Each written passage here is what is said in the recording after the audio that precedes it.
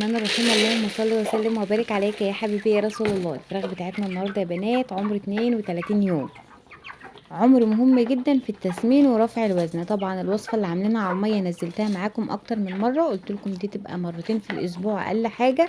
وكمان النهارده هنوزن الفراخ مع بعض ونشوف وصلت لوزن كام يا بنات. طبعا زي ما قلت لكم من عمر يوم 30 بالظبط وانا بستكبر في الفراخ بتاعتي وبذبح يا بنات. دول كانوا 20 فرخ، ذبحت منهم لحد دلوقتي 6 فرخات. 2 كانوا الفرخين الفرز اللي ذبحناهم في اول اللي هو يوم ال30 بالظبط، كانت واحدة كيلو 400 وواحدة كيلو 500. وذبحت معاهم فرخة كمان كانت 2 كيلو و700 جرام. تاني يوم ذبحت واحدة 2 كيلو ونص وواحدة 2 كيلو 600 جرام. تمام يا امارات، عشان نبقى ماشيين مع بعض كده واحدة بواحدة. قلت لكم يوم 30 بالظبط لما كنت بصور معاكم الفراخ، قلت لكم ان كده كل فرخ واقف عليه 3 كيلو علف يا بنات، وكان متبقي عندي من ال60 كيلو 8 كيلو. انا جبت عليهم كمان 5 كيلو علف عشان الدورة هتتأخر بسبب الفراخ الفرز. نسيبها لحد 35 يوم. يعني انا بصور النهاردة يوم الجمعة، انا مش عارفة ممكن انزل فيديو السبت او انزل فيديو بط على حسب. على نهاية الاسبوع ان شاء الله هكون دابحة الفراخ كلها يا بنات. ان شاء الله هنزل معاكم التقسيم وكل حاجة بالخطوات. النهارده ما ضفتش اضافات كتير على العلف عشان انا بذبح يا بنات، فوقفت الحلب خالص. الخلطه بتاعه الميه النهارده رافع مناعه، فاتح شهيه، رافع اوزان. وهي طبعا منزلاها معاكم قبل كده وشرح لكم كل الفوائد بتاعتها، بس هنقول تاني عشان برضو تستعملوها في الفتره بتاع نهايه الدوره يا بنات. البنجر رافع مناعه ممتاز جدا، بيدي نشاط وحيويه للفراخ، بيحسن الدوره الدمويه، وده كله بينعكس على الاكل والهضم، فبالتالي بيديكي وزن اكبر.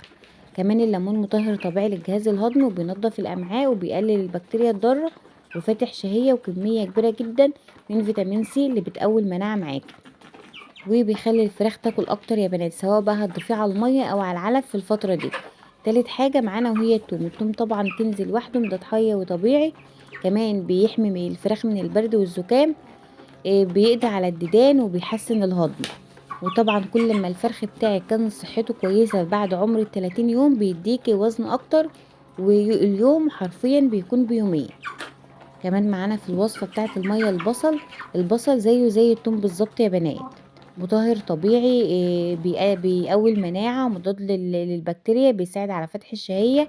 طبعا احنا معودين الفراخ على البصل من بعد اسبوع بالظبط، وبكميات ممكن اقطعه يوم 2 وبقية الاسبوع شغال معايا. يعني ممكن احطه 4 ايام و3 ايام لا، او احطه 5 ايام ويومين لا على العلف، لانه بيساعد على فتح الشهية كويس جدا جدا. وكل ما الفراخ بتسحب معاكي في العلف بتديكي وزن. طبعا ضايفه كمان مع الخلطه بتاعه البنجر والثوم والليمون والبصل ربع كوبايه من الخل يا بنات.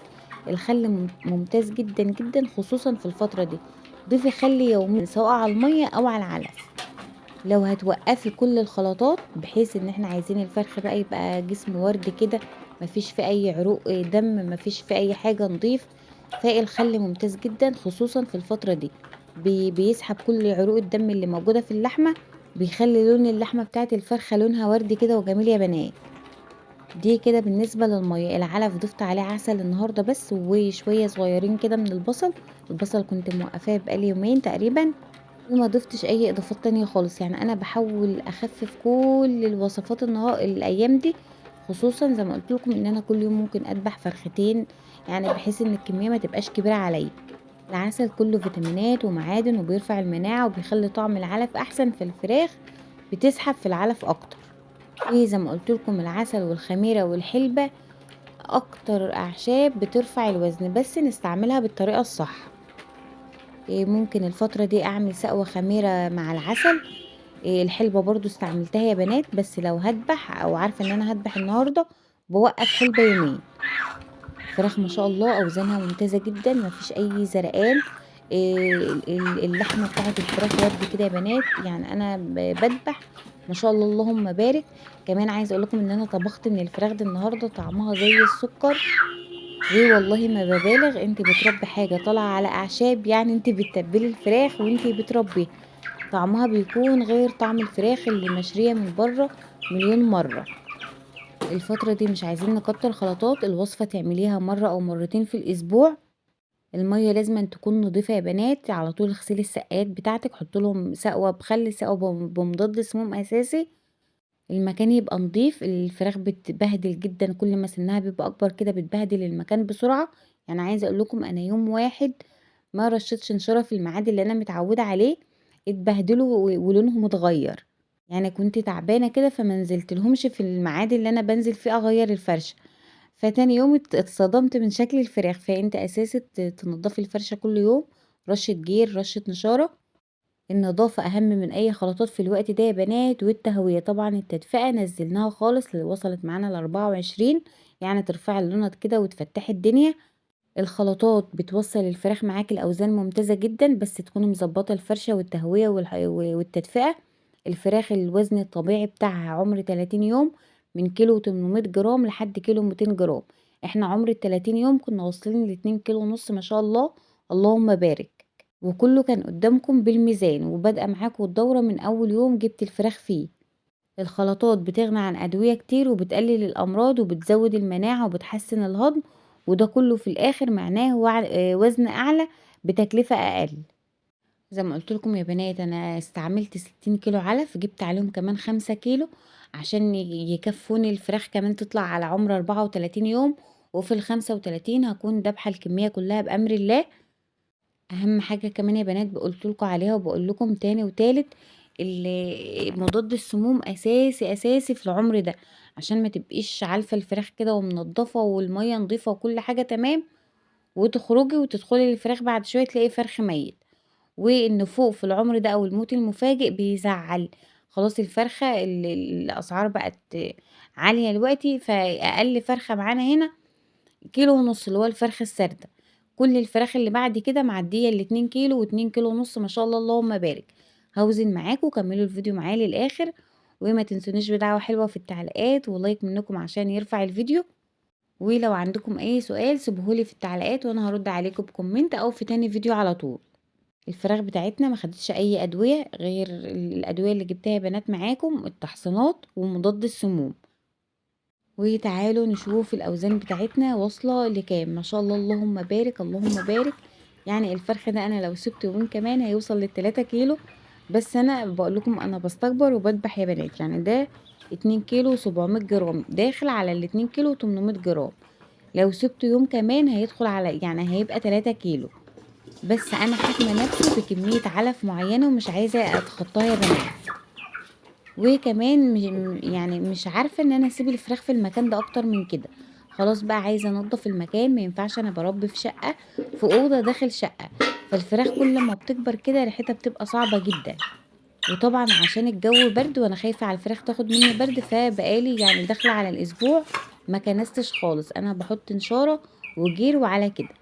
ده الفرخ السردة اللي انا سايباه يا بنات عشان اشوف هيوصل معانا لكام كيلو. يعني بقى كيلو ونص اهو، يعني كيلو 500 جرام. طبعا ممكن اذبحه بس انا هسيبه لاخر يوم عشان نشوف مع بعض هيوصل معانا يعني اليوم ال35 هنوزنه مع بعض ان شاء الله ونشوف وصل لكام كيلو. الفراخ بتاعتنا ما شاء الله ما شاء الله الاوزان بتاعتها ممتازة جدا، اوزان فعلا تفرح القلب. يعني احنا تعبتي بتلاقي اوزان، اهتميتي بتلاقي اوزان، ظبطتي فرشة وتهوية وتدفئة بتلاقي اوزان باقل تكلفة. ما شاء الله ده كمان 2 كيلو 300 جرام. ده يعتبر كده اقل وزن في الفراخ العادية يا بنات، اللي هم 2 كيلو 200 جرام. 2 كيلو 300 جرام. طبعا الميزان اساسا بيتعبني، وبفضل اتحايل عليهم كده عشان يهدوا كده ويقعدوا يتوزنوا. الميزان ده ميزان المطبخ، بس انا مستعملاه للفراخ عادي. انا في الطبيعي ما كنتش بوزن فراخ ولا بهتم بالوزن. الفراخ كده بالنظر ببقى شايفه ان هي كويسه وخلاص يا بنات، فكنت بذبح.